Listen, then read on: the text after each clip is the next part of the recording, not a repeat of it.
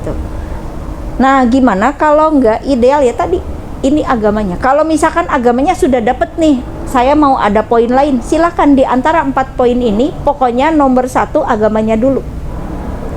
Nanti baru Anda lihat, oh nggak dapat saya 4 idealisme ini. Ya yang mana yang akan Anda tentukan sebagai pendamping dari agama.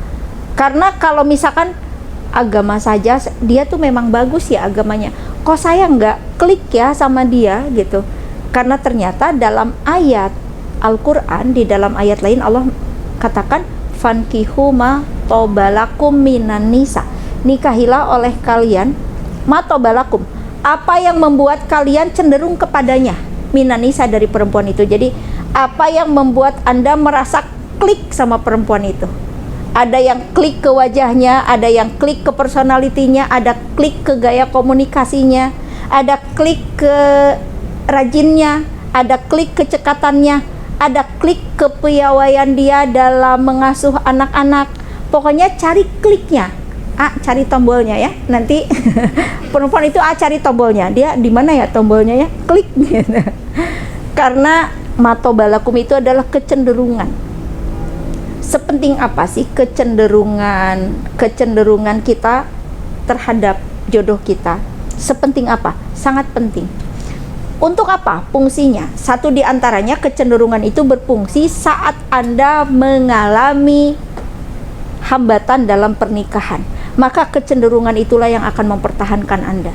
Kecenderungan itu akan mengingatkan Anda untuk tetap pegang dia. Kecenderungan itu akan membuat Anda tetap mempertahankan dia. Namanya rumah tangga loh ya, namanya pernikahan. Berantem tuh ada ya. Kadang-kadang kalau lagi pacaran kayak nggak berantem gitu, ngalah terus dia itu. Udah nikah nggak ada ngalah-ngalahnya gitu ya. Emang kata perempuan emang, kata cowok juga emang itu. Pada gitu. Kalau lagi pacaran itu, pokoknya semuanya indah. Pas udah nikah dia di lain cerita. Karena kan lagi rebutan kursi. Kursi yang tersedia cuma 2, kursi imam sama kursi makmum. Kalau si cowok keduluan kursi imamnya kedudukin sama istrinya, terpaksa dia harus duduk di kursi makmum, kan gitu. Nanti ketukar. Kursinya nggak ada tersedia kursi yang lain. Setelah akad nikah, hanya 2 kursi yang akan Anda duduki. Kalau nggak duduk di kursi imam, ya duduk di kursi makmum. Kalau Anda duduk di kursi imam, berarti konsekuensi satu paket dengan segala job desk-nya, kan ya. Imam job desk-nya adalah memimpin, memanage, menafkahi, mengambil keputusan, bertanggung jawab, menanggulangi resiko dan lain sebagainya. Itu kursi imam. Kalau kursi makmum, taat. Terus apa lagi? Beresin rumah, tuh loh ya. Ngikutin keputusan, kalau itu sudah mutusin itu ya aku juga itu makmum. Nah, agama ini sudah kasih penjelasan kepada kita. Yang wajib duduk di kursi imam itu ya suami. Gimana kalau suami saya tuh kurang muncul jiwa leadernya, jiwa kepemimpinannya? Anda sebagai istri harus mensupport dia untuk memunculkan jiwa leadernya. Bukan kemudian Anda malah jadi duduk di kursi leader. Nanti suami Anda jadi KW atuh. Kasihan. Kasihan. Casingnya cowok, tapi kepribadiannya makmum. Kan kasihan loh ya. Anehnya zaman sekarang cukup banyak yang ketukar kursi kayak gini gitu. Dan nanti turunannya akan malah meneruskan itu. Nah, dan itu nanti menjadi rumah tangga yang keluar dari fitrah, keluar dari tujuan agama ini. Tentu kita tidak menginginkan kondisi ini terjadi. Yang sangat kita inginkan adalah rumah tangga kita, pernikahan kita diawali dengan niat ibadah, diawali dengan tujuan yang lurus kepada agama ini, kemudian diteruskan dengan job desk yang sesuai dengan fitrah yang Allah dan Rasulnya telah sampaikan kepada kita. Allahu a'lam bishawab. Tata'afillah yang dirahmati oleh Allah, karena jodoh itu adalah cerminan diri kita, maka tidak terlalu repot dalam pencarian jodoh sebenarnya. Anda harus lebih sibuk dalam pengelolaan diri dibanding dengan pencarian jodoh. Anda tuh harus lebih sibuk dalam pengelolaan diri. Ketika Anda mampu melakukan pengelolaan diri secara maksimal, mastata'tum, seperti maksimal yang Anda mampu untuk melakukan pengelolaan diri, percayalah Allah akan datangkan kepadamu Sri Kandi. Sri Kandi sesuai dengan upayamu. Allah akan datangkan kepadamu perempuan Arjuna yang sesuai dengan usahamu. Yuk maksimalkan usahanya, maksimalkan perbaiki diri, maksimalkan dari segala sisi. Yang paling utama, maksimalkan ibadah Anda kepada Allah. Karena kalau Anda memaksimalkan ibadah kepada Allah, Anda memaksimalkan cara kita mendekatkan diri kepada Allah, berarti Anda sedang memaksimalkan poin yang paling Rasulullah jadikan perhatian. Fadfar bizatiddin, pilihlah agamanya. Kalau kau tidak memilih agamanya, taribat yadaka, maka engkau akan celaka. Ini senada dengan ayat lain yang mengatakan janganlah kalian tertarik dengan pria yang tidak beriman kepada Allah. Dan wanita yang hamba sahaya sungguh lebih baik daripada mereka, meskipun wanita yang tidak seiman denganmu itu walau ajabatkum, begitu mengagumkan kamu, kecantikannya, segala sesuatunya, hamba saya yang beriman kepada Allah itu lebih baik bagimu. Kemudian dilanjutnya, dan janganlah kamu laki-laki mencintai wanita yang tidak seiman denganmu.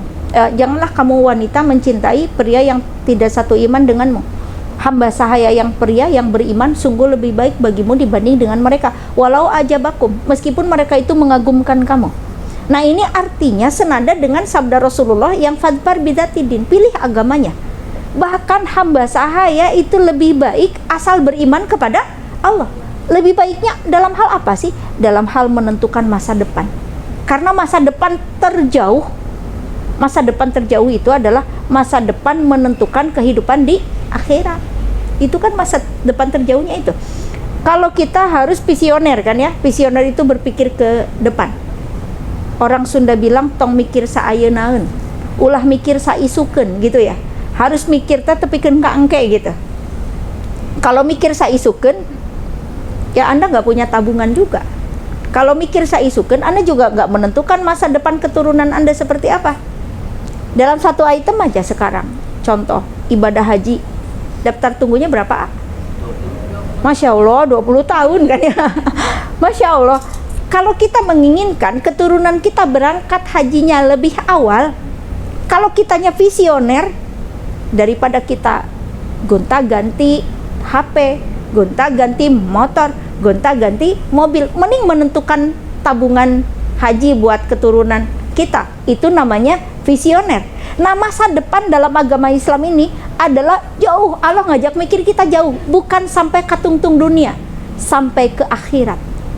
Maka untuk sampai ke akhirat dengan bahagia ini, Anda harus satu perahu dengan orang yang sama imannya dengan Anda, yaitu sama-sama beriman kepada Allah Subhanahu wa Ta'ala. Inilah titik utama dalam pencarian jodoh, yaitu keselamatan dalam agamanya. Teteh Hafillah, kalau dialog itu akan lebih asik ya, biasanya dipersilahkan kepada Anda. Sesulit apapun pertanyaan Anda, saya bisa menjawabnya. Yaitu pertanyaan sulit akan saya jawab dengan ucapan tidak tahu. Ya, jadi ayo aja tanyain, kalau sulit ya saya akan bilang nggak tahu. Jadi kalau saya nggak jawab kan saya nggak bilang nggak tahu ya, diem aja. Saya akan jawab sesulit apapun dengan jawaban nggak tahu ya. Mangga silahkan. Atau siap teteh, mangga. Waalaikumsalam warahmatullahi wabarakatuh. Kan setiap orang itu udah ditakdirkan ke pasangan. Iya. Sebelum 50 tahun sebelum ditakdirkan ke ini, kan saya sering melihat atau misalnya merasakan gitu kan, bahwa kalau misalnya perempuan yang baik itu merupakan yang baik dan begitu pun sebaliknya. Tapi di sisi lain saya juga sering melihat fenomena yang bertentangan. Misalnya perempuan yang soleh dan laki-lakinya itu kok nggak soleh ya? atau misalnya laki-lakinya baik, perempuan itu baik. Nah, seperti itu tuh memang sudah Allah tentukan, atau misalnya kita yang salah pilih pasangan, atau kita juga yang kurang bersyukur bahwa kita telah mendapatkan jodoh yang seperti itu. Seperti apa? Oh, baik. Terima kasih. Sama-sama. Biar pertanyaannya adalah bahwa secara takdir Allah telah menentukan setiap orang itu berpasangan. dan bahkan pasangannya sudah Allah tentukan 50 tahun sebelum kita dilahirkan. Kemudian disambung dengan ayat yang tadi, perempuan yang baik untuk laki-laki yang baik, begitupun sebaliknya laki-laki baik untuk perempuan baik. Terus pertanyaannya, kok sering ditemukan fenomena perempuannya baik kok cowoknya kurang baik ya gitu, atau cowoknya baik kok perempuannya kurang baik, gimana dengan kondisi itu gitu ya.